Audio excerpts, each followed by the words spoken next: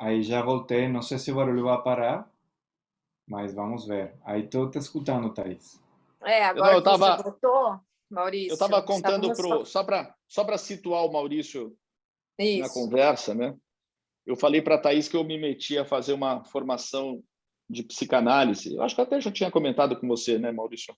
É, comentou. E estou estudando bastante, né? Porque, na verdade, é bem interessante, bem profundo, mas é velho, né? Ficou antigo para a nossa sociedade contemporânea, né? O pensamento do Freud, apesar dele ser, né, o pai de todas as terapias, ele ficou, na minha opinião, né, na minha visão, ficou um pouco distante da nossa sociedade contemporânea. Tá. Obviamente, né, as demandas são completamente diferentes de 1800 para 2020, né? 1870, 1880 ali, 1890, que é onde ele começa efetivamente a trabalhar. E aí a Thaís me questionou, né, por que eu resolvi inventar, né? A gente resolve, geralmente inventa. Que eu falei para ela que a ideia era desconstruir, né, para eu poder atuar, né, nessa atualmente como eu faço, né, as 10 sessões, essa coisa mais rápida, mais objetiva. A ideia é entender o pai, né, da onde veio, para a gente poder desconstruir. Até citei, né, a ideia do Picasso, né, que para ele fazer o cubismo, né, ele começou a ser um realista. Então justamente é essa ideia, né, de deixa eu entender da onde nasce para eu poder entender onde é que eu tô, né, ou seja, estruturar essa desconstrução. Agora, aí comentei com ela, né, sobre Lacan, que é mais contemporâneo, né, ou seja, Lacan já questiona Freud em meados de 1960, 70 tal, que já se aproxima mais se aproxima mais da sociedade contemporânea, mas mesmo assim ainda diferente, né? Ou seja, 1970, 80, 90 é bem diferente da nossa sociedade digital atual, né? E aí Thaís ia armar uma pergunta. Será que ela lembrou ou já esqueceu? Não, porque você falou da desconstrução, né? E você já começou o curso, certo? E aí? Quais foram as desconstruções que já conseguimos enxergar? É muito novo ainda para mim, tá? Mas veja que Freud, lá no comecinho da história dele, Freud era um neurologista, né? Um médico neurologista. E a psicanálise nasce a partir de doenças, chamadas doenças que se manifestavam no corpo. Então, assim, o cara não conseguia falar, ficava cego, tinha problemas de mobilidade, etc. Desculpa. E aí, Freud, curioso, né? Tentando entender por que isso acontecia, porque clinicamente essas pessoas não tinham nenhum tipo de doença física, né, que justificassem esses sintomas. E aí ele começou a perceber que poderia ser um problema na alma, né, um problema, né, uma coisa reprimida, né, alguma coisa que o corpo se manifestava, alguma coisa da mente onde se manifestava no corpo. Então, óbvio, né, quando a gente fala do talking cure, né, que é onde nasce realmente a livre associação de Freud, e aí tem um caso emblemático que é a tal da Anna O, né, que é uma onde ele não, né, o Brauer, eu não quero me aprofundar muito na história aqui, mas o Brauer e o Charcot, que foram dois médicos que faziam a hipnose, e a Anna O, que é um caso do Brauer, o Brauer tentava hipnotizar ela e não conseguia, e aí depois ficava induzindo ela a falar algumas coisas que ele gostaria de ouvir, e ela assim, pô, me deixa falar livremente sobre o que eu estou sentindo, né? Ela fala, é uma frase bem emblemática sobre, quer ver, até vou buscar ela aqui, a frase, mas ela fala, me deixe falar livremente, e aí nasce essa livre associação, essa ideia da psicanálise, né? De você falar, né? De você colocar, externalizar os seus sentimentos, as suas questões, e suas emoções e tudo aquilo que de alguma forma te trazem algum desconforto. Quer ver? Deixa eu buscar a frase aqui, porque é uma frase muito legal. Enquanto você busca, eu ouvi ontem não, acho que foi domingo passado. Não foi ontem, foi domingo retrasado. Que aquilo que você não quer falar é o que tem que ser falado mesmo. Tipo, é assim, se você não quer falar sobre isso, é aí que você tem que falar. São as evitações, né? Exatamente. Eu não sei, eu sou um leigo nesse assunto, Renato. Eu vou começar por aqui. Eu tenho pensado que quando eu estudei administração, tá? E aí fiz MBA e tudo mais, muita formação de negócio, mas eu sempre pensei, se eu fizer alguma outra formação, eu faria psicologia. Eu tenho uma paixão pelo comportamento, pela mente humana e tudo mais. Então, eu fico muito curioso disso. Eu já fiz formação de coaching e aprendi algumas coisas, mas, obviamente, isso é muito mais profundo. E eu gosto muito da história. Então, eu fico pensando. Aliás, comprei um livro, vocês não acreditam. Qual é a probabilidade de você conseguir um livro da história da psicologia em espanhol em uma loja, em um shopping em São Paulo? Caiu na tua mão, né? Na verdade, é o livro que te encontrou, você sabe disso, né? Exatamente. Então Sem dúvida. eu fui procurar um presente para minha mulher no dia da mãe. E aí eu, sabe, já tinha comprado uma coisa, mas não estava seguro. Eu tinha um assunto com os presentes. Aí talvez você pode me ajudar depois sobre isso. O assunto do presente é uma coisa esquisita para mim. Eu não nem gosto muito de dar, nem gosto muito de receber. Um assunto aí que estou falando porque se eu não quero falar é porque deveria ser falado, né? E o livro me encontrou, como você estava falando. Eu, sabe, um cantinho lá embaixo, eu sou muito curioso, comecei a olhar aqui, lá, tudo mais. É uma loja que eu senti que a loja me chamava. Nossa, eu tenho que entrar nessa loja. E assim foi. Então, eu tenho um livro lá, e ele é muito legal. Aliás, a gente pode utilizar para muita coisa nesse grupo, porque ele é a história da psicologia. Ele começa com o xamanismo e termina com as coisas, as neurociências, tudo mais. Então, ele vai avançando cronologicamente muitas coisas. Ó, divide com a gente o livro, Maurício, o autor e o nome.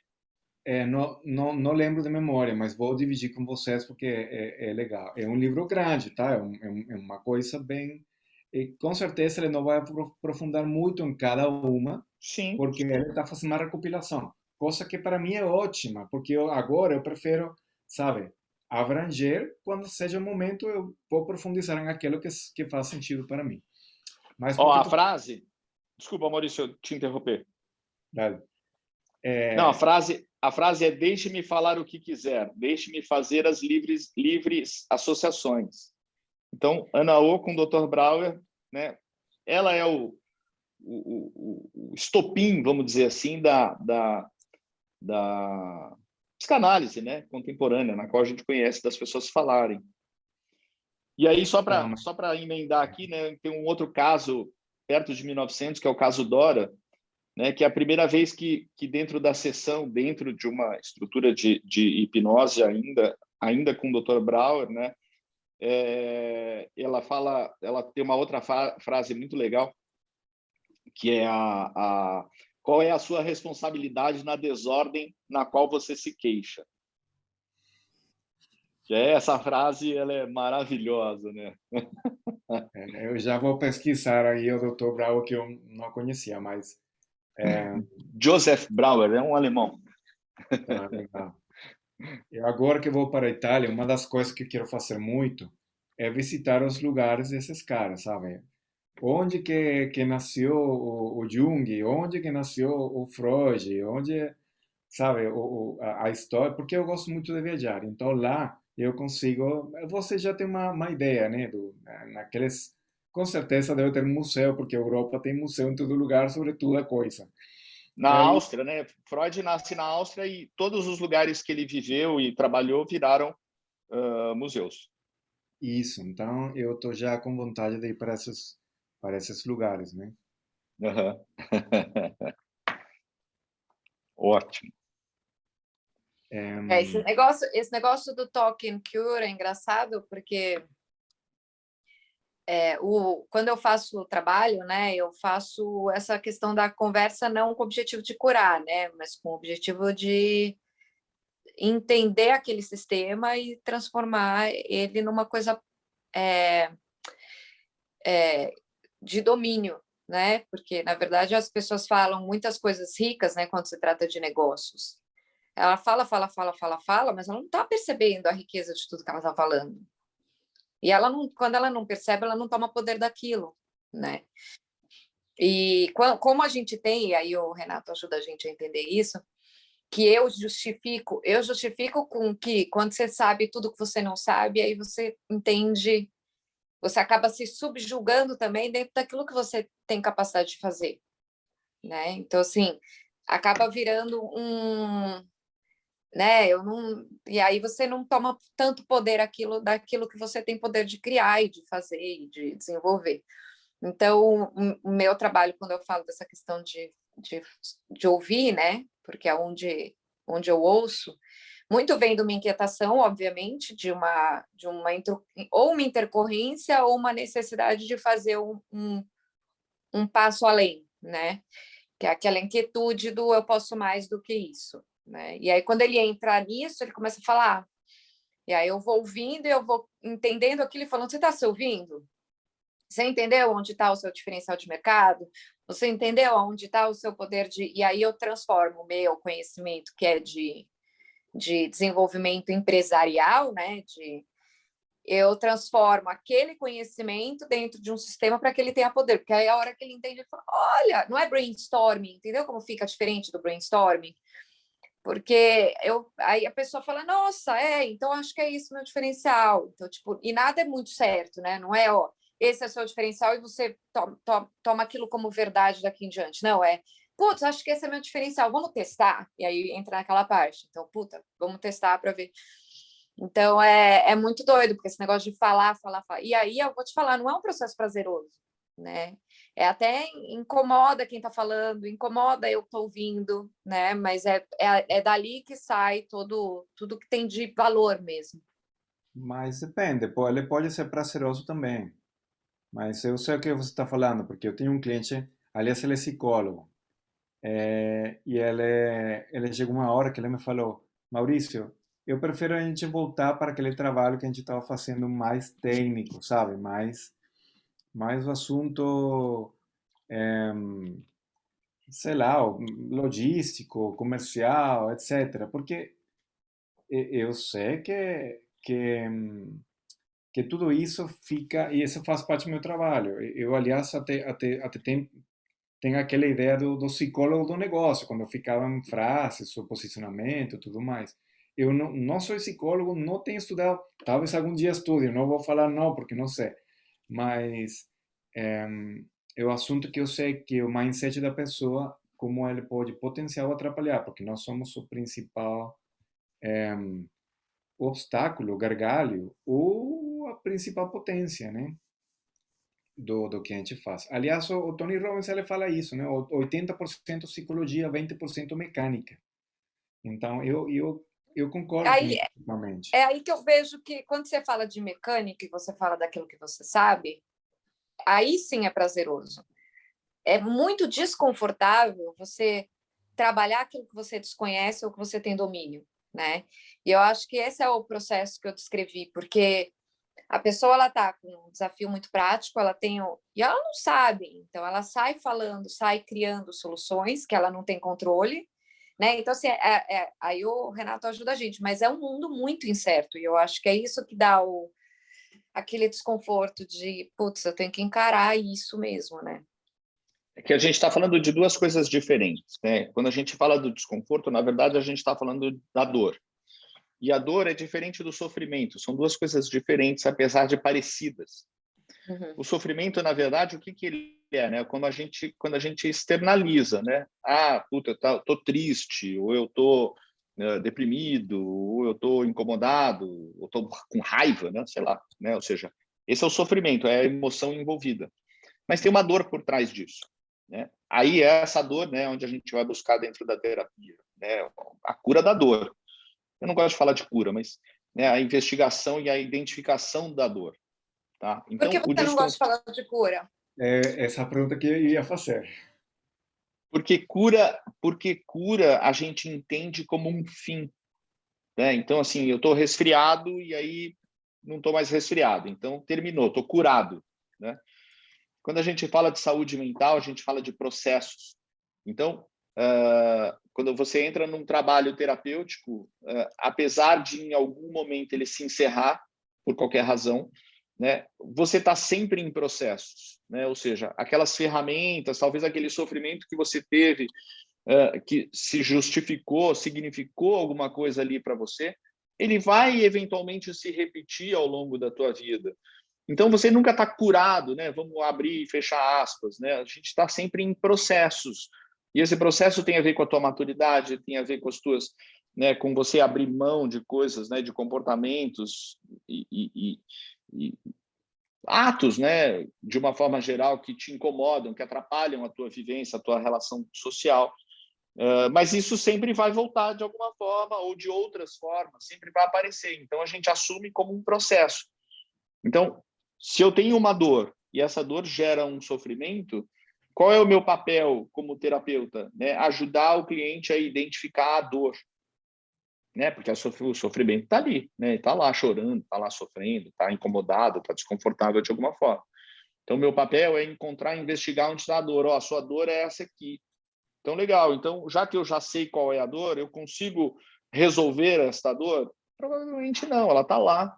Né? Então, como é que eu convivo com essa dor? Né? Como é que eu convivo com essa questão dentro de mim? De onde ela veio? Sei lá, veio lá do passado, lá da tua infância. Né? Aí a gente entra um pouco, né, de novo no Freud, né, falando sobre os restos e rastros da infância. Na etapa da psicoterapia, mas então é mais por assunto do significado, o conceito que tem a palavra cura na nossa sociedade, porque Sim, no fundo ela é uma cura mesmo. sim, sem dúvida, né? A gente não vai abrir mão da cura como objeto em si, né? É porque quando a gente fala de cura, né, a gente está falando de um fim, né? Ah, eu estava doente, agora eu não estou mais. Então, é por isso que é ruim usar a palavra cura dentro de um processo de saúde mental, porque não existe eu posso diminuir o sofrimento, posso identificar a dor também, posso, mas ela está lá, ela não está curada, né? No sentido Tá, óbvio da palavra. tá. O Zé Roberto Marques, que vocês conhecem, que é o mestre do IBC, eu gosto muito dele, eles têm uma frase para quando você finaliza a formação do coaching. Ele fala, mientras mais me conheço, mais me curo e mais me potencializo. Mas nessa linha da acepção da cura como uma coisa maior, né? Não como a finalização de uma doença. E, aliás, a gente pode também pensar um pouco em doença. O que é doença, né? O que é saúde? Porque, no fundo, ela está manifestando alguma coisa que você precisa atender, resolver, né? Que vai te permitir te desenvolver mais. Uhum. Então, Renato, dentro disso que você colocou, a gente pode entender que o que a gente faz é a gente cria uma maior maturidade, de repente, em relação àquilo que a gente viveu, entendendo e transformando a minha relação com aquela dor. Uhum. Mas a dor em si, ela não desaparece assim e nunca mais. A dor tá lá, Thaís, né? Sabe, Tipo luto, saudade. É tipo tá isso. lá, A pessoa foi tá lá, embora, eu concordo. vou chorar quando eu lembrar e não adianta, isso não vai nunca embora, é isso, né? Você não vai se curar do luto, né? Ele está lá, né? Ele existe, aquela relação, né, com aquela perda, está lá. Como você lida com isso é que faz toda a diferença. Eu queria só... É interessante a gente sempre entender, né, que quando a pessoa entra num processo terapêutico e ele está movido por uma curiosidade, tá? Por quê, né? Eu estou curioso para entender por que isso me afeta tanto, né? Por que isso né, dói tanto para mim? Por que que isso me paralisa? Por que que essa questão ela mexe tanto comigo, tá? E aí, voltando lá um pouquinho nesse curso aí que eu estou fazendo, a gente não tem provas, né? Não existe testes, a gente tem que construir uma dissertação através de cada módulo. Então, eu queria ler só um trechinho do meu finalzinho da minha dissertação, que eu acho que representa super bem isso aí, né? Que diz o seguinte, né? A curiosidade humana se desenvolve dialeticamente na medida em que aprofunda o sentido da praxis, no qual o ser humano está permanente em processo de busca para a autoconstituição de seu ser numa realidade que é inacabada e que se volta como um problema, num constante processo de totalização, onde a psicanálise exerce seu papel fundamental. Né? Como é que a gente traduz isso? Né? A gente nunca está pronto, né? A gente está sempre, né, exercitando, né, no sentido da praxis, ou seja, né, a gente recebe a informação, aprende, põe na prática, realiza, vai se autoconstituindo, né? Ou seja, o meu ser está em constante transformação. Faz todo sentido. É uma outra construção e um processo de desenvolvimento contínuo. Na verdade, é como a natureza mesmo, né? As coisas não são ciclos, né? Mais do que princípio e fim. Tudo tem um princípio e fim, mas eu vejo que um princípio e um fim de um ciclo, que ele vai para um outro ciclo, né? Eles se vão se conectando, não tem como abrir mão, né? Não tem como a gente cortar isso aqui, eu terminei isso aqui. Mesmo que você termine um ciclo da tua vida, né? Um capítulo, né, de determinada do episódio na tua vida, aquelas lições todas aprendidas, né? Você com certeza você vai aplicar no próximo capítulo da sua vida, sem dúvida nenhuma. Não tem como abrir mão, né, da experiência. Tudo bem, eu experimentei isso aqui, aí eu guardo numa caixinha e falo, isso aqui fica aqui.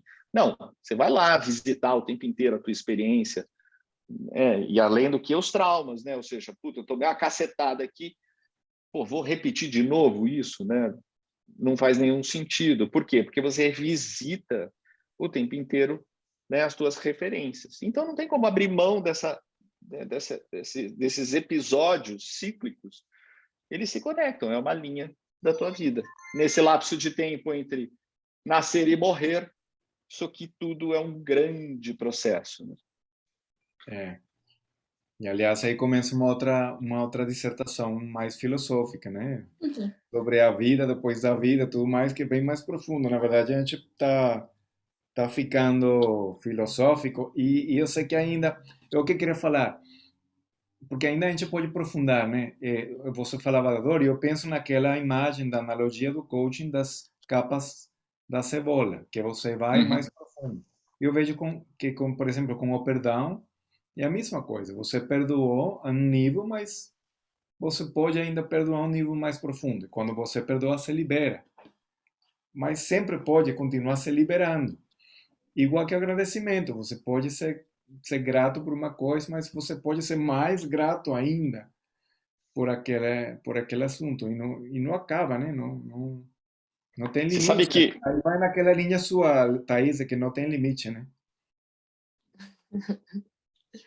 Eu lembrei só de uma história aqui de consultório, né, que a respeito de uma separação onde a traição foi o motivo. Só que nessa história, nesse episódio, já tinha acontecido uma outra traição antes, né? Então, dentro de um casamento de 26 anos, nos primeiros 10 teve uma traição e depois, agora, no final, teve outra traição onde eles finalmente se separaram definitivamente. Mas aí eu fiz uma pergunta, né? Você perdoou a primeira traição? E aí essa pessoa disse, sim, perdoei. Mas você esqueceu? Aí ela, acho que não. Aí a gente pode até inverter, né? Você esqueceu a traição? Sim, esqueci, mas você perdoou? Nossa, é forte, é forte. Né? Então, de alguma forma, além do perdão, né, você precisa esquecer. Mas Além de esquecer, você precisa perdoar, né? Mas é interessante como isso nos leva para a evolução. Aliás, Sim. o MetaStream, que é um clube de evolução, é isso Uhum. mesmo, né? Como você consiga progredindo, consiga progredir e avançar, né? Porque aquela dor, aquela ferida, ela vai te permitir evoluir. A gente, é claro que é muito forte, né? A gente não olha assim, mas a gente precisa até agradecer as coisas ruins, né? Eu nunca pensei que iria agradecer ao Chaves e ao Maduro, mas ontem eu fiz isso, dentro daquele... E por quê? Porque se não for por essa situação do meu querido país, que eu tenho fé que em algum momento vai evoluir, porque é um assunto até karmático, sabe? Ele não, esse assunto é porque não temos a maturidade como sociedade para tirar esse negócio da gente. Se não for por aquela situação ruim, eu não teria saído. Então, eu não teria vivido o que vivi lá na Suíça, ou aqui no Brasil, ou que vou viver agora na Itália. Então, já por aí, só pensando em idioma e cultura, já são três. E Você saiu, tu quando essas você se muda para. pessoas, tu essas pessoas, eu não teria conhecido vocês, por exemplo. É verdade. Ô Maurício, você sai do país, você vai para a Suíça por conta da situação na Venezuela? Claro, claro, como a situação ficou muito ruim, a gente estava muito bem. E chegou a hora que pensamos, né? Todo mundo estava indo embora, os nossos amigos, familiares, etc. Mas a gente estava muito bem, estava um trabalho legal, a dele tinha um trabalho legal, eu tinha um trabalho legal também, ficávamos perto de casa, tudo ótimo. Então a gente sabe, aí aconteceu um negócio muito forte na empresa da família, que meu pai teve que morar fora por vários meses em 2012. E aí depois foi uma coisa muito forte eles fecharam a empresa. Então a gente não podia trabalhar. Uma coisa muito forte, muito profunda. Sei. É, e é esquisito, né? Até vou dividir com vocês. A gente estava fazendo um investimento muito grande em uma nova sede para a empresa, um prédio. A gente comprou uma casinha e Uhum. essa casa a gente estava remodelando. E aí vindo a possibilidade de comprar a casa de um lado. Eu tinha um sonho muito grande de fazer um negócio super grande, fazer crescer ela. E eu tinha uma visão, nossa, uma coisa grande. Ela estava crescendo muito a empresa. E aí, isso não lembrei na hora, mas eu, na retrospectiva, eu lembro claramente, quando tinha essa oportunidade de comprar essa segunda casa, eu estava, nossa, eu quero, eu acho que faz todo sentido. Mas eu pedi uma señal. Eu pedi, Senhor, por favor, me dê uma señal se eu deveria ir com esse segundo negócio, porque já era um risco muito grande. E vocês não acreditam, a semana depois, mais ou menos, uma, 2 semanas, não foi mais do que isso. Chegou aquela comissão da polícia, dos militares para a empresa, para fechar a empresa. Antes de você executar mesmo o Antes plano. a gente já tinha comprado a primeira, estavam remodelando, mas aí saiu a oportunidade da casa do lado, porque a primeira estava ficando pequena para o que a gente queria fazer. E saiu a Sim, oportunidade do lado. E eu já ia comprar para fazer uma coisa legal. mais legal. E aí vinha essa señal. Então, voltando à pergunta do Renato, depois, nas eleições do 2012, se não me engano, aí meu pai estava morando fora. E aí, porque ele estava exiliado, ele não podia, a gente não sabia se ele iria ser preso, sei lá. E quando você é preso numa ditadura, você não sabe o que acontece com você, sua vida está em risco, né? E aí, depois daquelas eleições que o Chávez ganhou de novo, né? Entre aspas, aí eu liguei para minha mulher. Lembra que a gente sempre tinha falado de morar fora? Estamos na hora de você continuar aquela conversa com sua chefe lá na empresa para a gente fazer isso seriamente. E aí então começou uma búsqueda que já ela tinha assomado algumas coisas, mas aqui foi mais Claro. sério, mais estruturado, mais intencional. E já era uma decisão que eu tinha tomado e que tínhamos tomado como família. E aí então tudo sucedeu para a gente sair em 2014. Entendi. É. A gente pode até entrar aqui no papo da política, mas ele vai muito longe. E vamos voltar para o nosso mundinho psicológico. Não, e se a gente está falando de dor, de intercorrências, de desafios, de como ultrapassar tudo isso, essa história é um prato cheio, porque por mais que tenha sido um desafio muito grande, é uma dor, sim, que vocês carregam até hoje como família, né? Claro, claro. E por melhor que tenha sido o cenário, né? Porque também tem aquela história que, mas serviu para acontecer tudo que aconteceu, lógico, mas está aí, né? Claro, e até tem consequências físicas. Eu posso falar, por exemplo, a anemia da minha filha Fabiana, muito provavelmente tinha muito a ver com esse trauma do dor do meu pai ter ido fora, e eu ficar tão focado em fazer que a empresa sobreviver, que ela sabe, ela é uma menina de 2 anos que tinha, não, 3 anos. A sua irmã menor tinha nascido já, então ela estava vários movimentos ao mesmo tempo. E aí eu vejo claramente que essa é uma causa do desenvolvimento da anemia dela, porque ela é uma anemia hemolítica, que ela é congênica, é hereditária, é uma condição que é hereditária, mas nem minha mulher nem eu temos. Então somos recessivos. Ela poderia ter sido recessiva também. Por que que ela desenvolveu? E foi uma Sim. crise muito forte que ameaçou a vida dela. Olha, a gente pode ir até lá na história de Freud, né, onde as doenças se manifestavam, as doenças psíquicas se manifestavam no corpo. Até que ponto a gente pode identificar essa situação com ela, né, onde é um drama psicológico mesmo, né, uma tensão psicológica, onde o corpo, de alguma forma, reage. E ela não tinha as ferramentas para manifestar de um outro jeito, né? Porque era uma menina muito pequena e sabe, ela é muito boa e sempre quer fazer tudo bem para as pessoas, é, sabe, um sentido de justiça muito desenvolvido, etc. Então, era uma coisa que ela olhava sem dúvida injusta, né? Como não conseguia expressar, né? Falar, levar para Uhum. fora de algum jeito, aí levou para dentro, né?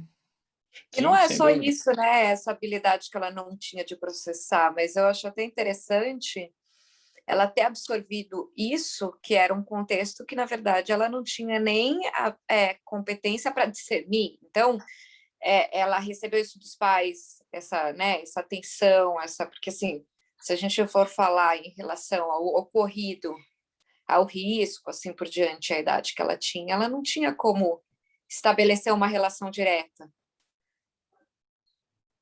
Certamente.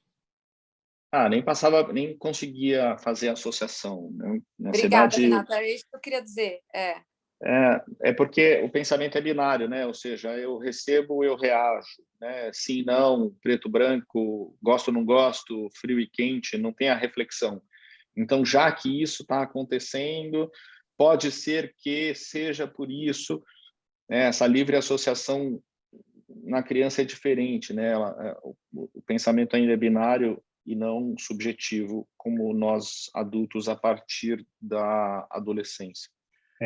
E por isso que eu acredito, dentro da minha ignorância, Renato, do assunto do psicoanálise, que no fundo tem coisas que não, mesmo que mude muito o entorno e a vida, tem princípios básicos que funcionam.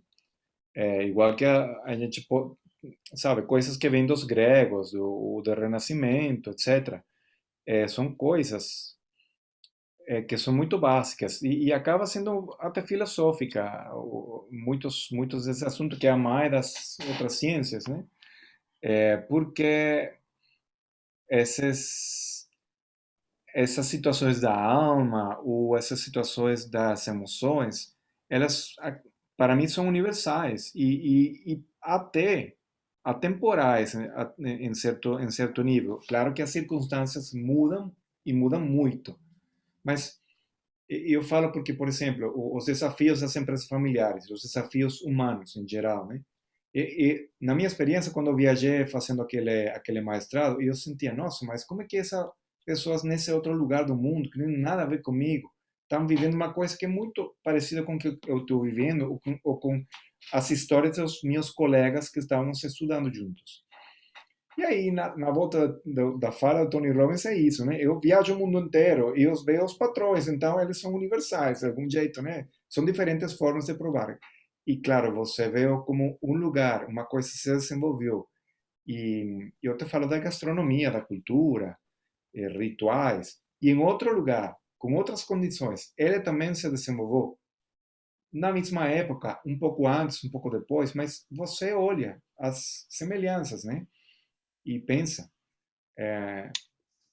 O Jung é sábio em dizer, né, sobre os arquétipos coletivos, né? Ou seja, o que a gente carrega do passado até hoje e, de alguma forma, né, se a gente for experimentar o primitivismo, né, as pessoas, né, sei lá, né, o homem está ali numa caverna, ele migra para outra caverna, ele cria uma nova comunidade, essa nova comunidade pode se desapegar e criar uma outra comunidade, ou seja, né, quando você vê, né, o mundo vai sendo povoado e esses arquétipos são carregados de alguma forma, né, até geneticamente.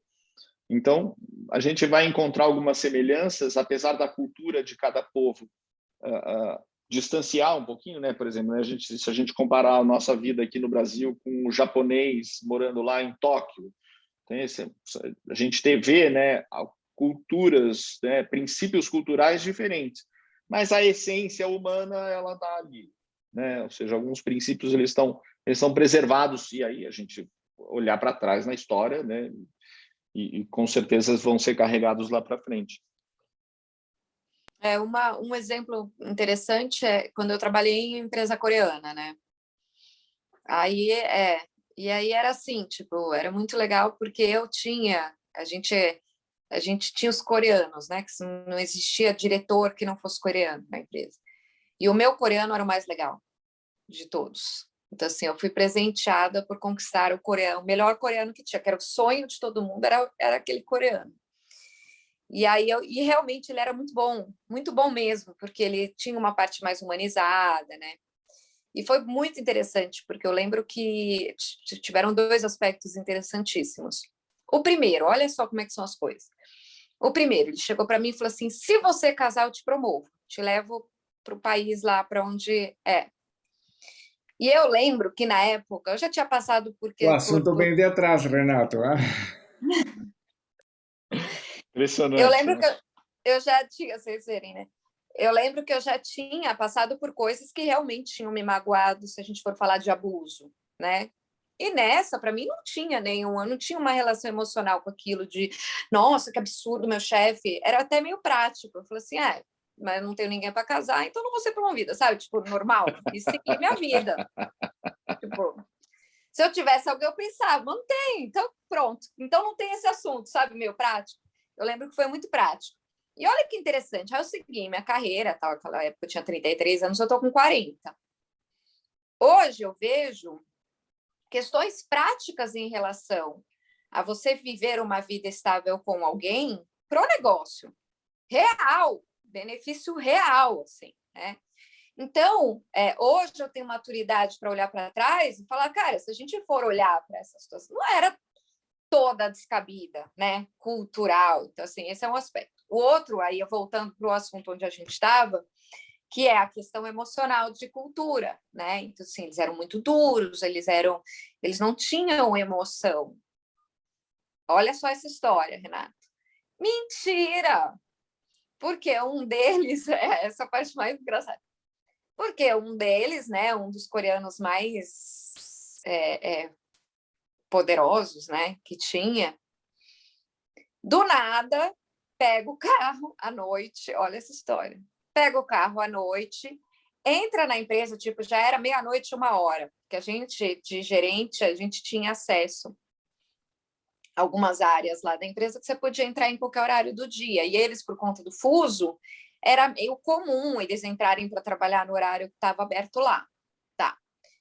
Aí ele bateu o carro, bateu o carro no estacionamento inteiro, subiu, encontrou os funcionários, pegou uma cadeira e quebrou o escritório inteiro. E aí eu lembro que no dia seguinte isso foi um puta assunto, porque a gente era amigo do pessoal do RH, que tinha que resolver, a gente era muito amigo do pessoal de facilities, que tinha que levantar tudo de novo, né, rápido, né? Então tava mal, e aí eu fiquei olhando para aquela situação e falei assim, peraí, não tem emoção. Isso aí é emoção pura, né? Isso aí é uma reação emocional que aconteceu, que tanto quanto a nossa. Só que por conta de ser contido, né?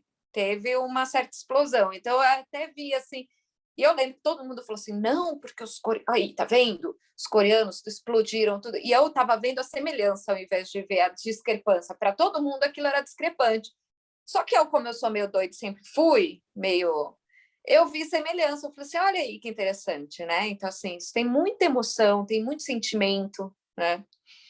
É a grande confusão entre emoção e sensibilidade. Né? Emoção todo mundo tem, óbvio. Né? Você acha que o coreano não fica triste, não fica feliz, não fica com raiva, né? Nesse caso? A sensibilidade é outra coisa. A nossa cultura brasileira ela é dessas, né? Que o cara tem que ser amoroso o tempo inteiro, acolhedor o tempo inteiro, feliz o tempo inteiro. Né? Então, quando a gente está conversando com as pessoas, né? Eu quero ser feliz, né? Ué, você está feliz ou você está triste, né? Não é um pote de ouro, né? Você não vai alcançar isso. E a diferença é isso, né? Eu acredito, né, que o oriental, a sensibilidade dele é diferente com relação às emoções. Aí você vê que o cara tem emoção, óbvio que tem, né? Não dá para não. E é interessante esse papo cultural, porque normalmente o que acontece, sobretudo naquelas culturas orientais, a gente está falando da coreana, mas a mesma coisa acontece com os japoneses, os chineses, e até em alguns lugares do Oriente Médio. Porque como está muito reprimido, você segura, segura, segura, chega a hora que não dá, então tem uma explosão assim. E isso leva, sei lá, a suicídio, ou algum crime, ou alguma coisa que é muito mais... aliás, eu vejo interessante porque os sarrones são o contrário. E eu posso falar aqui da minha observação com a cultura brasileira. Vocês são super amorosos, abertos, sim, tudo bem e tal. Mas é na superfície. Aí você aprofundar não é simples. Não é simples, é uma coisa estranha. Os americanos, eles são tão... americanos ou os sarrones, porque o mundo sarrão é bem parecido culturalmente. Eles são bem direitos, sabe? Então, talvez ele não te abraça, não te dá um beijo e tal. Ele te fala de negócio, o que você faz, tudo mais. Mas quando você consegue dar um passo mais, eles se abrem com muita facilidade. Aliás, eles são muito abertos. Por exemplo, os passos de negócios, eles falam tudo o que aconteceu com a empresa, com a família, com tudo, porque eles não têm problema, por exemplo, em dividir as estadísticas. Você vai em um ambiente latino-americano e todo mundo tem muito zelo de compartilhar as vendas, os custos, tudo mais. Lá é muito mais aberto, em geral. Então, é um negócio interessante. E aí, os orientais são ainda um pouco mais fechados, então, mais repressão. Você consegue fazer as mesmas observações dentro de uma mesma cultura. Vai ter um brasileiro mais fechado, vai ter um brasileiro mais aberto, vai ter um brasileiro mais expressivo ou menos expressivo, só que o padrão cultural ele é como que acelera, magnifica o assunto, né? Ou tem tendência, você faz uma geralização, porque o cérebro precisa simplificar. Então você faz uma geralização e acaba estereotipando. Mas, claro, você precisa fazer isso para viver, porque não dá para processar tanta complexidade, né? E colocando assim, fazendo uma boa combinação de vocês dois, do que vocês falaram, eu vejo muito essa questão da gente concentrar no que a gente tem, né? E aí, diante disso, fazer a interação com o outro, né? Então, assim, o que a gente tem de melhor dentro dessa circunstância e desse desafio cultural, o desafio de personalidade, seja lá qual for. E aí tem o exemplo do meu pai é descendente chinês. Meu pai se abraça, ele não curva, ele não consegue fazer aquele cozy, aquele abraço. Ele é duro, uma Próximo. tabuinha. Ele é uma tabuinha, se abraça, ele não curva, entendeu? Ele não se abraça meio com uma tabuinha, assim. E é muito interessante porque as filhas, né, do três meninas, cheia de amor para dar, tudo. E aí quando você fica mais velho, você não tá mais nem aí. Então, assim, as minhas irmãs falam, nossa, o papai não gosta, sabe? Tipo, e daí que não gosta? Aí eu abraço, beijo mesmo. Ele tem uma boquinha que ele faz assim quando você tá enchendo o saco dele, sabe? Aí elas, Thaís, eles estão fazendo a boquinha, ele não tá gostando. Eu não tô nem aí. Aí chega ao ponto dele falar, ai, Thaís, de novo, quando eu vou, sabe? Tipo, Felícia, manja, e ele, ai, Thaís, de novo. E aí eu acho que é isso, assim, a gente suprir as nossas necessidades. A hora que eu encho o saco dele mesmo, ele some, se esconde de mim e tudo bem. Mas aí é o que o Maurício estava falando mesmo, né? A gente acaba estereotipando muito mais por um arquétipo coletivo. O oriental é desse jeito, os descendentes de árabes são assim, os não sei o que são assado, né? E aí eu tenho um exemplo dentro de casa, obviamente, que é a referência, né, de como minha avó, por exemplo, né, criou o meu pai, né, e como ele se reflete na nossa relação. E óbvio, né, quanto mais o tempo passa, mais fica dissolvido no tempo essa referência principal, né? Provavelmente a minha bisavó devia ser uma pessoa muito dura com a minha avó, que aprendeu a ser dura com o meu pai, que tentou ser duro com a gente e não conseguiu, né? Porque, obviamente, você vai combinando, né? Equalizando, Casamento, né? equalizando, e aí vai, né?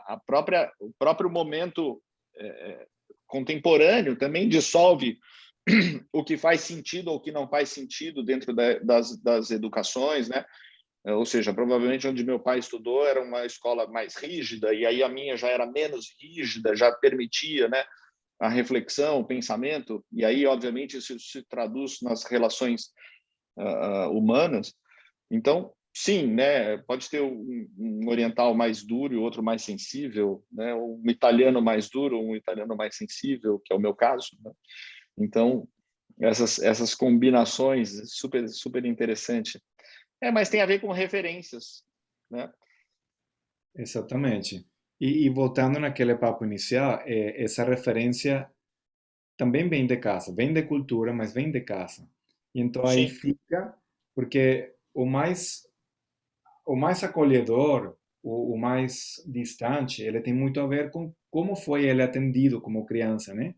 Aqueles modelos de se você sentia ou não que o cuidador seu estava tendo alguma atitude com você, se você se sentia acolhido ou não. E, e, e até na situação de relacionamentos em geral. E isso acaba indo também para a parte mais afetiva e até sexual. Então aí o Freud sai de novo, sabe? Porque ele centra a sua teoria nesse assunto, mas é uma coisa tão humana que não deixa de ter sentido. Eu acredito que bem, somos integrais, temos outras áreas da vida, mas como você se desenvolve em uma área, normalmente é um padrão que você repete nas outras. Então é interessante você pegar uma como referência para trabalhar nela e aí você consegue trabalhar outras também. Aí a gente vai, obviamente, misturar, né, contemporaneidade com versus, né, a história lá do século XIX, onde nasce a psicanálise. Com certeza a gente vai ter referências importantes, né, e depois o próprio tempo, né, vai dissolver algumas questões e vai criar outras. Ou seja, né, essas demandas elas vão em algum momento se repetir, sem dúvida nenhuma, mas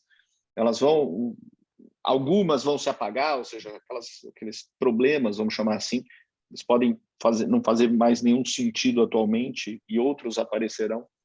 E aí, no final das contas, a gente vai vivendo, né, indo e voltando lá atrás e voltando aqui. Mas vamos evoluindo. Então aí aquela coisa de novo, né? O monomito, né? Do Joseph Campbell que está também com aquela coisa dos arquétipos que você falou, citou do Jung, no final tudo isso está na gente. Uhum. Mas vamos evoluindo, então conseguimos fazer diferente aquela consciência familiar que você, quando você tem consciência, desperta sua consciência, consegue mudar algumas coisas. E isso vai, é muito claro na constelação familiar, é muito claro esse assunto da fenomenologia que você estava citando antes também. E aí, se algum membro da família ele consegue virar aquela chave e ganhar aquela consciência, então afeta todo o sistema. É, Então, é uma coisa super, super legal, porque mas funciona para as coisas boas e as coisas ruins, né? Voltamos àquele assunto da emoção, o sofrimento. Mas, sim. mas é um papo que não tem fim, né? E Eu no gostei muito. final, fala. Eu gostei muito, rapidinho, gostei muito do começo, porque desapegar do curar, gente, se vocês forem pensar um pouco, nossa, dá um. Porque, assim, não, às vezes a gente fica tão com aquela necessidade de encerrar, de finalizar, de ter uma resposta, de ter um fim, que, na verdade, cara, é o processo. Eu acho que isso dá uma liberdade muito, um conforto, dá um conforto.